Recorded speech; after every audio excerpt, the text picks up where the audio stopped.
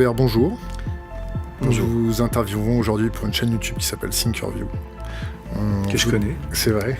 On voudrait avoir vos réactions par rapport à Charlie. On a lu une partie de votre bouquin, Mohican. Pourquoi vous avez écrit ce livre-là ?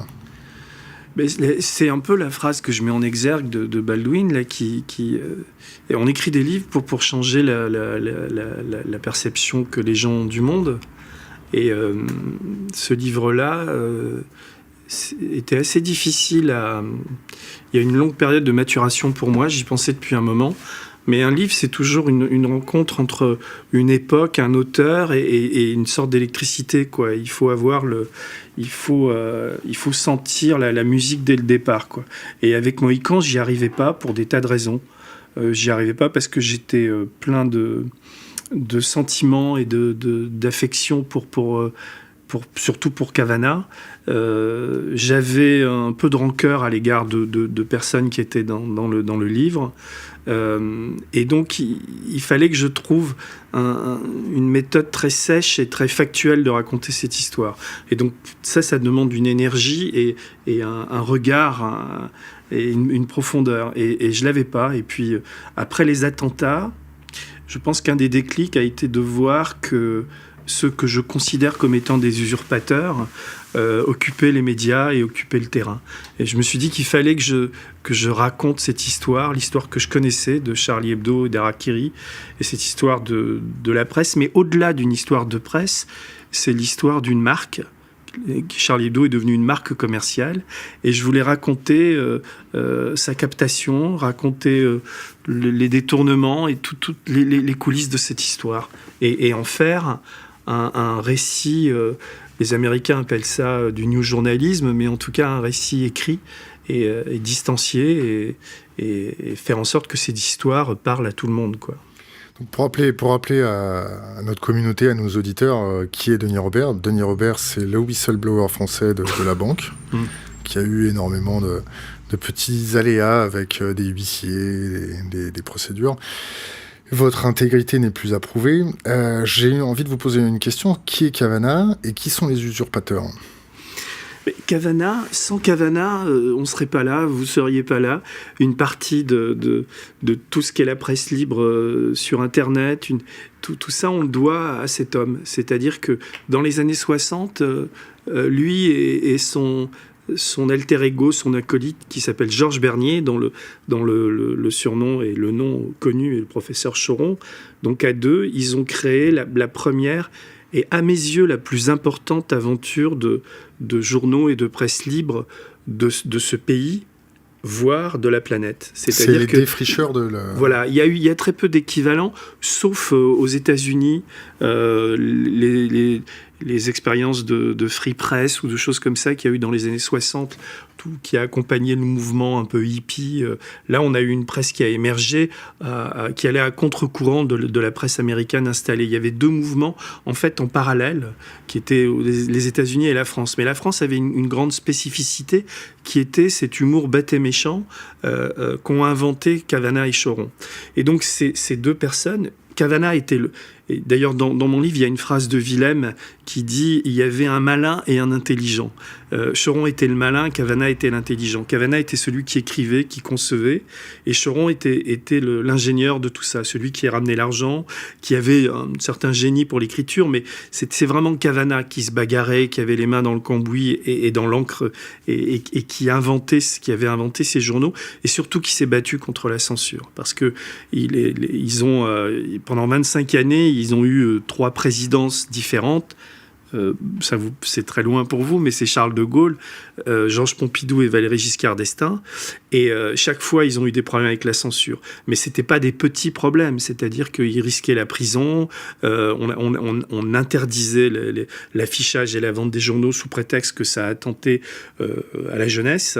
Et donc, pour eux, ça a été une bagarre permanente. Et quand je dis qu'on leur doit tout, c'est-à-dire que la liberté qu'on a aujourd'hui, on la doit à ces gens-là. Et on leur doit même plus, parce que moi, je fais partie de ces gens, comme, je ne sais pas, Edgar Morin ou d'autres, qui pensent que sans eux, il n'y aurait pas eu mai 68 en France, et pas en tout cas un mai 68 aussi, ce qui s'est passé à ce moment-là, qui était aussi un mouvement précurseur. C'est je veux pas parler de ce qui s'est passé ensuite, quoi. Mais ce sont eux qui ont déverrouillé, débloqué la société française.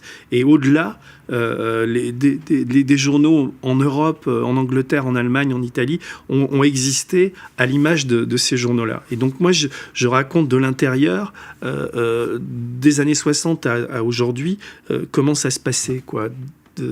D'abord, ce qu'on leur doit, il y a toute une partie du livre sur ce qu'on leur doit, cette bagarre contre la censure, parce que ça se passait, j'ai retrouvé des travaux d'historiens, etc. Vous avez dans le journal officiel 3 lignes qui interdisent un journal. Et voilà, vous n'avez plus le droit de le sortir. Là, le premier numéro d'Harakiri interdit, c'était en 61, et 25 000 exemplaires qui sont faits, et ils ne savent plus quoi en faire. Et donc, ils ont passé presque une année avant que le numéro suivant ressorte. D'abord, il fallait trouver qui censurait. Vous racontez ouais. Quelle était la commission de censure, l'entretien avec la commission de censure. Ouais, qui est surréaliste, quoi. Et ils sont face à d'abord un fonctionnaire du ministère de l'Intérieur, puis après avec un magistrat, qui en fait, c'est une censure morale, quoi. Le type, il a le journal et il compte les bits, toutes les phrases, et il critique les dessins, des dessins de Topor qui aujourd'hui valent des fortunes en salle des ventes.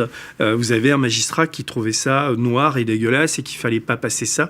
Et donc Cavana, en fait, plutôt avec beaucoup d'intelligence, et en retenant Cheron qui avait envie de jouer au bourre-pif, il va convaincre ce magistrat du fait que ce sont des bons garçons, qu'ils vont se corriger, etc. Ouais. Et pendant la première interdiction, ils vont faire pendant une année 10 numéros, en fait 7 numéros sur 10 mois, uniquement à un exemplaire, ou à 2 ou 3, quoi, pour ces magistrats, pour montrer patte blanche, pour pouvoir ressortir Harakiri. Et Harakiri ne va faire que grimper en qualité, et en notoriété, et à un moment ils vendent 250 000 exemplaires par mois, puisque c'était un mensuel, et puis ils deviennent hebdomadaires après 68. Bon, c'est toute une aventure de presse, et donc on leur doit beaucoup, quoi. Qui a usurpé ça ? Alors, ce qui s'est passé, c'est que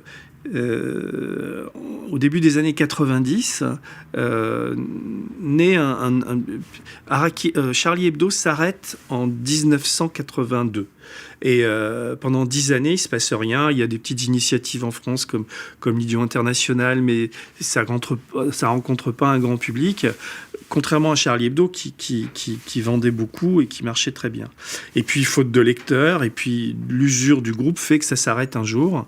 Et à ce moment-là, donc il se passe 10 années, et en 92 naît un nouveau journal qui s'appelle La Grosse Bertha, qui était en opposition à la guerre en Irak, et qui réunit beaucoup de dessinateurs, dont la plupart des anciens de Charlie Hebdo, et vers la fin, Cavana. Et un type qui s'appelle Philippe Val est dans cette équipe-là, et avec Cabu, ils vont se fâcher avec l'équipe de La Grosse Bertha, et ils vont décider de ressortir un journal, ce qui est complètement légitime. Et eux étaient sur une ligne plus politique, plus journaliste que la ligne bête et méchante originale. Et ils vont donc sortir un nouveau journal. S'ils l'avaient appelé Tartampion, il n'y aurait aucun problème, il n'y aurait pas d'histoire et pas de livre aujourd'hui. Simplement, ils vont l'appeler Charlie Hebdo. Et si vous voulez, à mon sens, c'est la première usurpation, c'est-à-dire que la Grosse Bertha vendait, on va dire, autour de 15 000 exemplaires. Exactement le même journal, la semaine suivante, en enlevant Grosse Bertha et en mettant Charlie Hebdo, ça vend 180 000 exemplaires. Sauf que c'est un peu comme le Canada Dry, quoi. Ça a la saveur de l'ancien Charlie Hebdo, mais ça n'est pas Charlie Hebdo. Mais jusque-là, à la limite, pourquoi pas, quoi. Il y a des détournements de marques, des choses comme ça. Sauf que ce journal va petit à petit dériver, à mon sens, quoi. Et dériver dans quel sens ? Dans le sens où l'idéologie de ce fameux Philippe Val va petit à petit prendre le pas sur tout le reste. Il va faire des éditos favorables à la guerre en Irak, il va faire passer ses idées, il va faire rentrer ses amis et des gens qui pensent comme lui dans ce journal, il va virer les récalcitrants. je raconte plein d'histoires. Donc dans un journal qui a l'apparence de la liberté, parce que c'était des génies, les types qui créaient Charlie Hebdo. Il y avait de la créativité, il y avait de l'innocence. Ils avaient fait un journal qui était magnifique. Et ce type, c'est un peu comme un coucou qui rentre dans le nid d'un autre, et il va en faire un instrument pour lui au fil des ans. Au début, tout ça s'est fait progressivement. Il n'y avait pas un plan préconçu.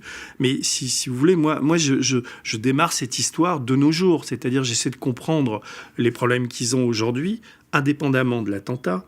Parce que l'attentat a troué le ciel et le livre est complètement étranger à l'attentat. Il n'y aurait pas eu de livre s'il n'y avait pas eu d'attentat. Mais je prends l'équipe aujourd'hui et l'énorme problème qu'ils ont, puisque Charlie est devenu une marque planétaire, et j'essaie de comprendre d'où vient l'origine de ces problèmes. Et un peu comme en psychanalyse, je pense que c'est tout le linge sale et toute l'histoire qui n'a jamais été racontée qu'il faut que je raconte, tous ces secrets qui n'ont pas été dévoilés, tous ces non-dits. Et ces détournements qui sont en fait le fait de plusieurs personnes, mais principalement 2 personnages.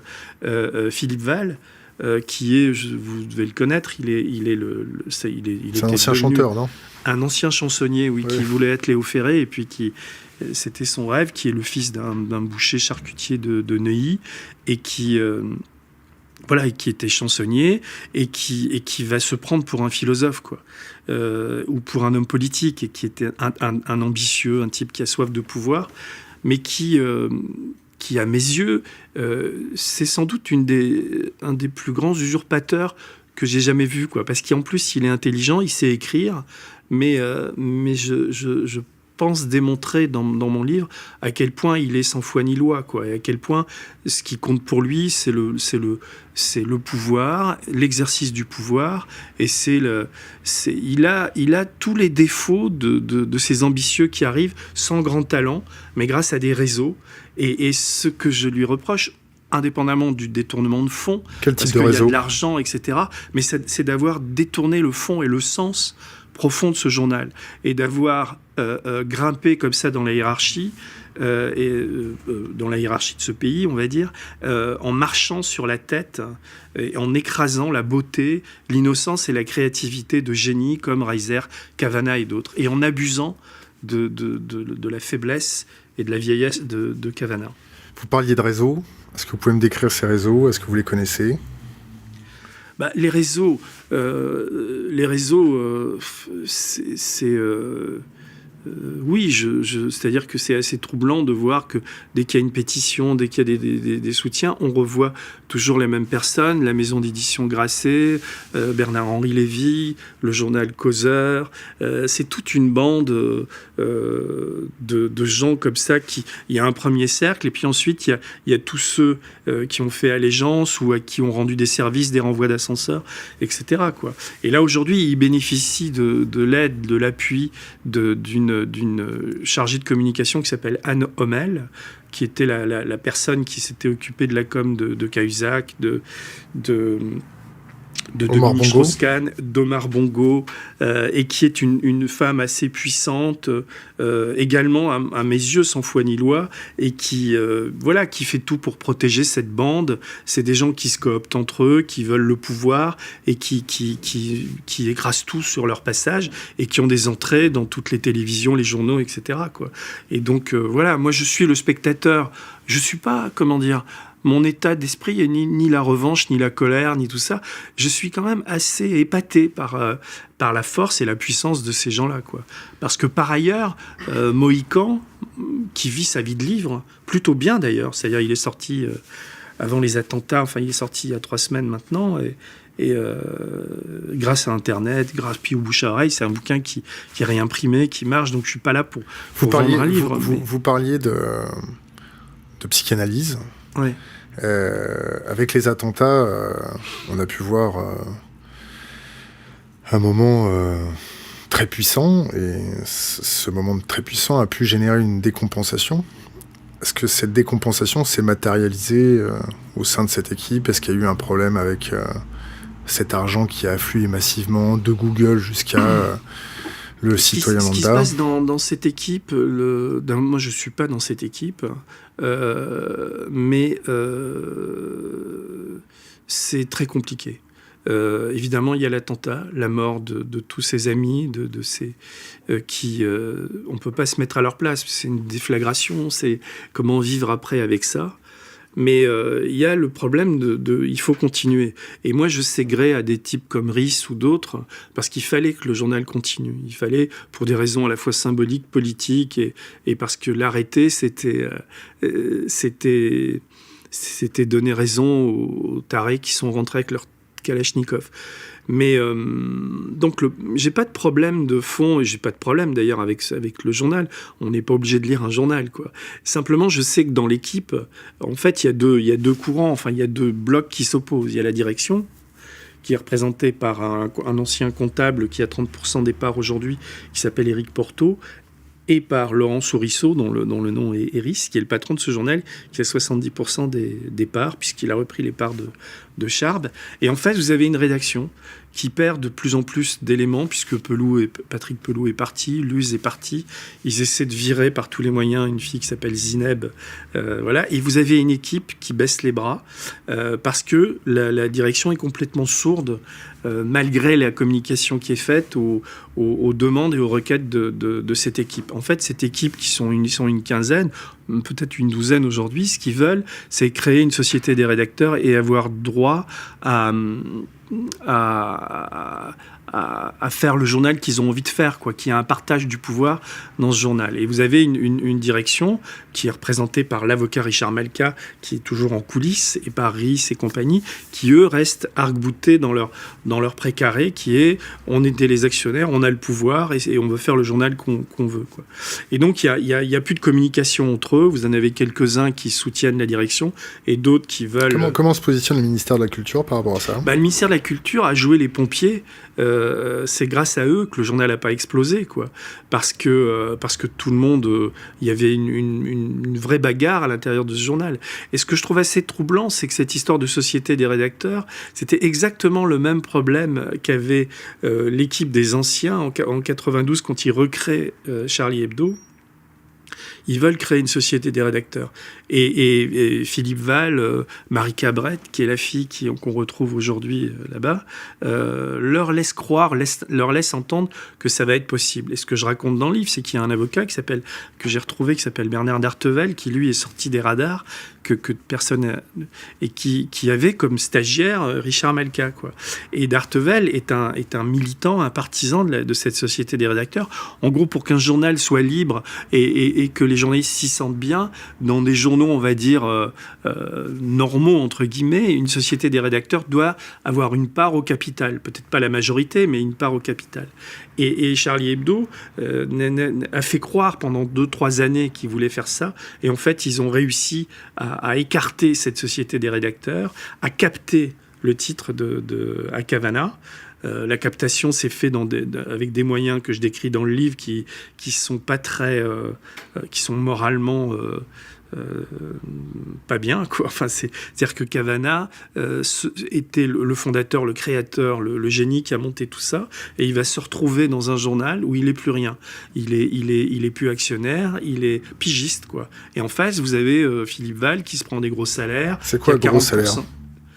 À la fin, il gagnait 13 900 euros.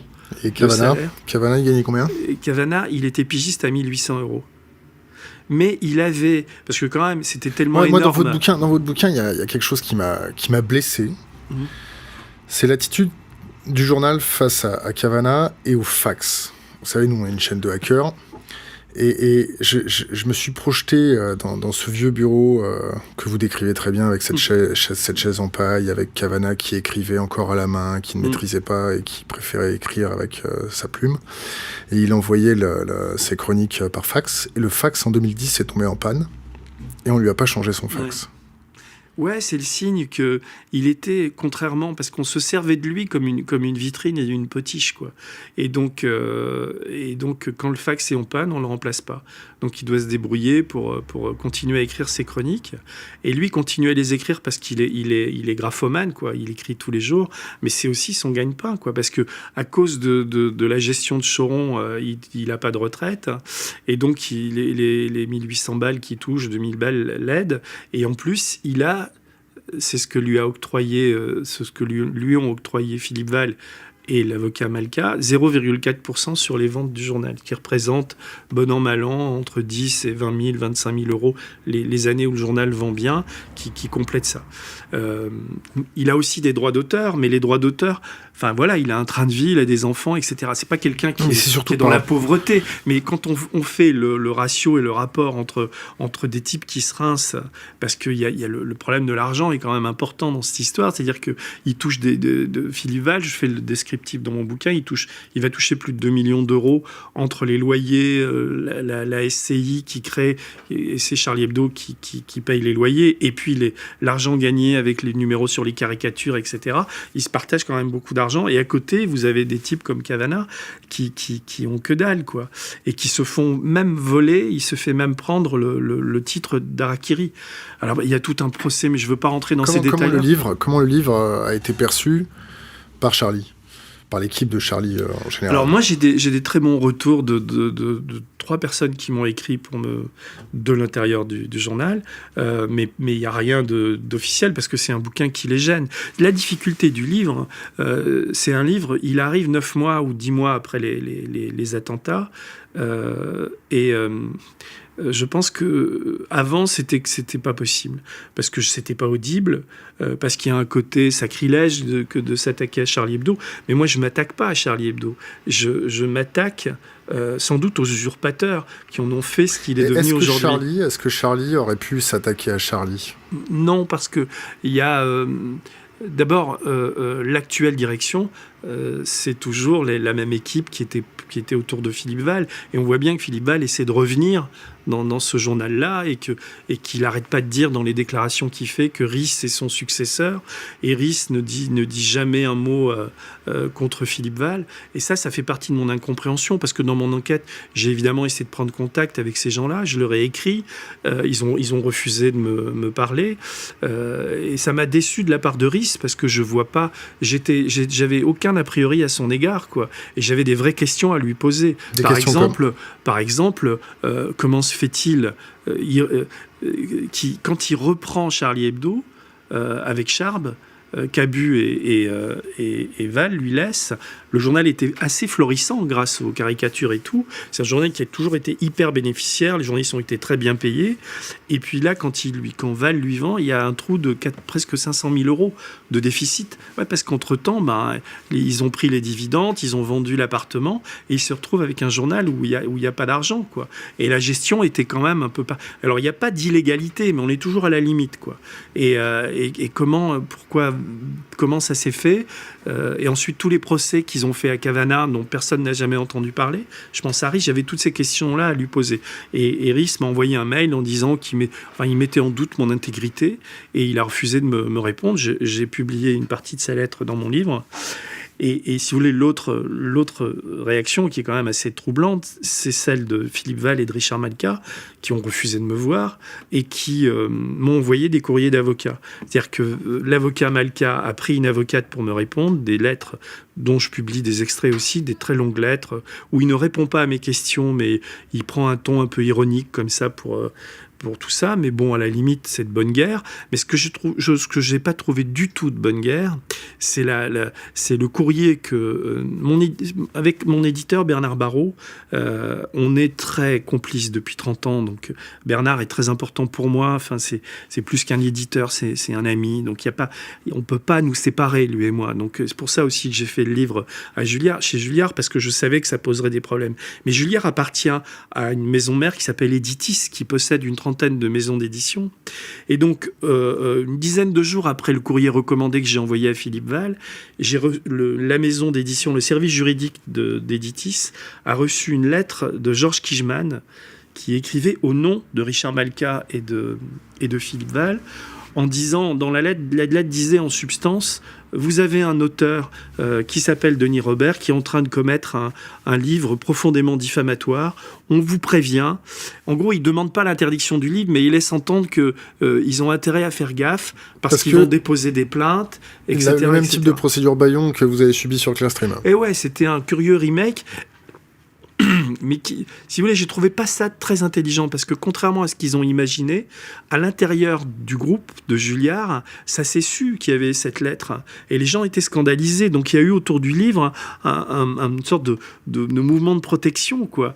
Et donc, alors après, le problème que j'ai eu, c'est que le livre a été lu, relu par des avocats. Ça m'a pas gêné, puisque moi, j'ai pas envie d'être diffamatoire. J'ai assez donné dans la question. Donc, ça m'a permis d'être encore plus rigoureux que je l'avais déjà été. Vous avez jamais été diffamatoire Non, ça l'a jamais. Il y a eu il y a eu des pressions qui ont été faites sur un de mes témoins, qui est l'avocat d'Artevel, qui me parlait. Le Conseil de l'ordre des avocats de Paris a fait pression sur lui.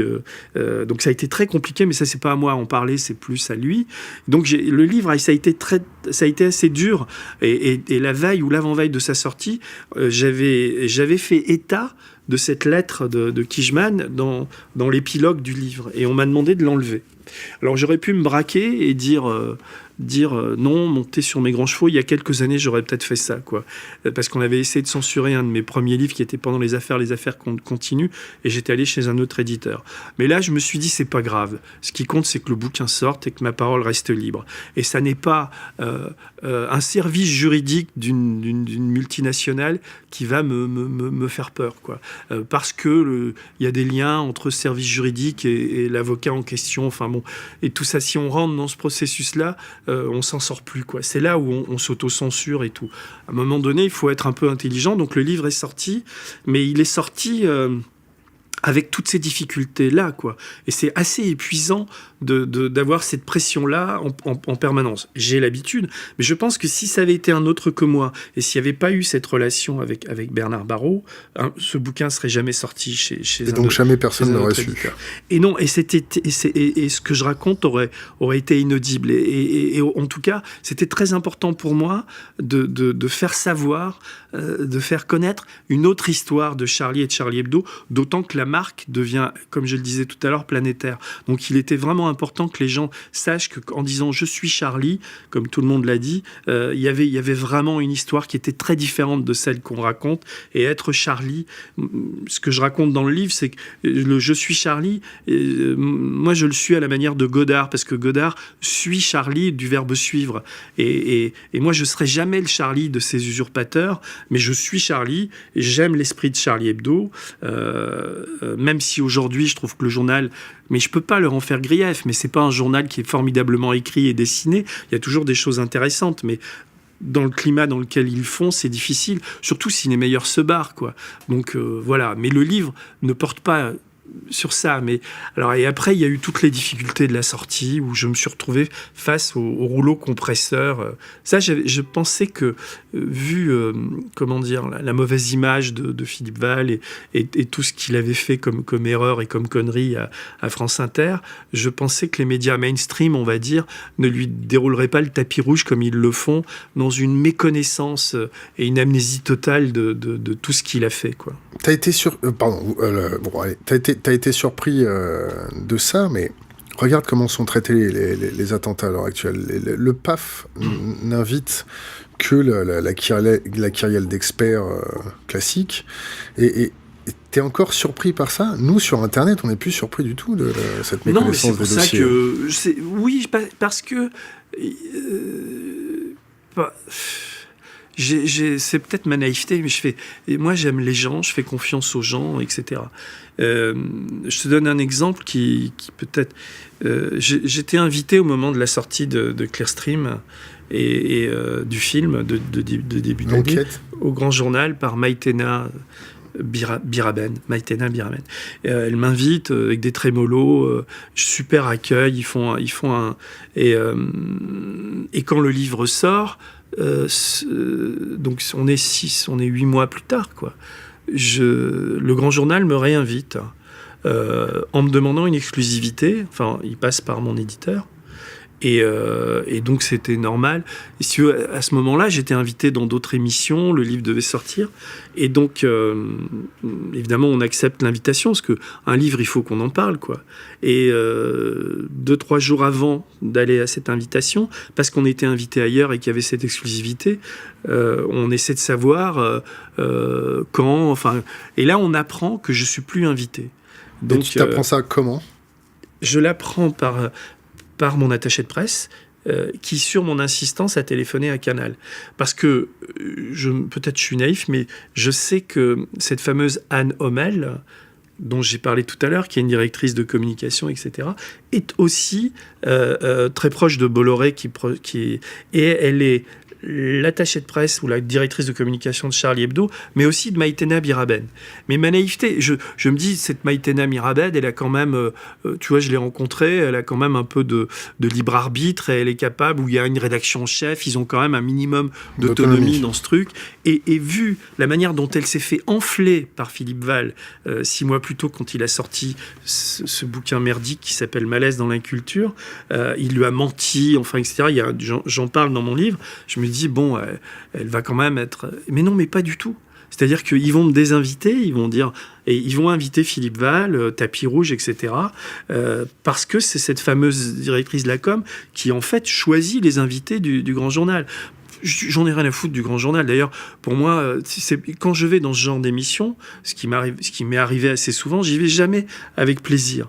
J'y vais parce que c'est mon travail, parce que c'est important de parler des livres, mais j'ai aucune propension à m'exhiber dans ces médias-là. Je déteste aller sur les chaînes Tout Info où on n'a jamais le temps de développer une pensée, une idée, etc. Je suis parfaitement conscient de la société du spectacle dans laquelle on est, mais j'ai rien trouvé d'autre. Quand t'écris un bouquin et que t'en chies pour l'écrire, que ça fait 3 ans que t'y penses, qu'il t'habite en permanence, t'as envie que un maximum de gens le lisent. Ouais. Et t'as pas d'autres moyens. Je suis content d'être sur Thinkerview, mais tu vois, je veux dire, il faut les utiliser aussi, les médias. Il faut y aller. C'est un combat permanent, quoi. Ouais. Et là, j'ai vu, mais ce qui est vrai pour Canal, ça s'est passé pour Le Figaro, pour Le Point, pour l'Express, pour iTélé, pour BFM, pour partout. Le mec en question, Val, est partout. Et personne ne lui pose aucune question. Il fait les ouvertures du matin. Je décris quand même dans mon livre précisément l'usurpation. J'explique d'une manière très factuelle comment ça se passe, mais il n'y a aucune question lui est posée. Donc, si tu veux, j'ai pas de colère, mais j'ai un effarement devant c'est à la fois de la bêtise, de la paresse, hein, des journalistes de ces médias-là, puisqu'ils ont des cartes de presse, il faut les appeler comme ça, mais bon, il faut qu'ils... Est-ce que tu penses pas que c'est une sorte de propagande ? De propagande ? Oui, au sens où Chomsky le dit. C'est ça. Sans doute, mais à un moment, il y a une vraie responsabilité des journalistes. Il y a je pense à, je sais pas, Thomas Soto, par exemple. Je les connais pas, moi, ces gens-là. Je le vois interviewer Val, Jean Lebrun, je crois qu'il s'appelle, sur France Inter. Pareil, c'est des types ils ont pas d'excuses, quoi. C'est des gens qui, s'ils font ce métier-là, ils doivent s'informer avant d'inviter des gens, quoi. Ouais, et c'est pas possible de faire ce qu'ils font, quoi.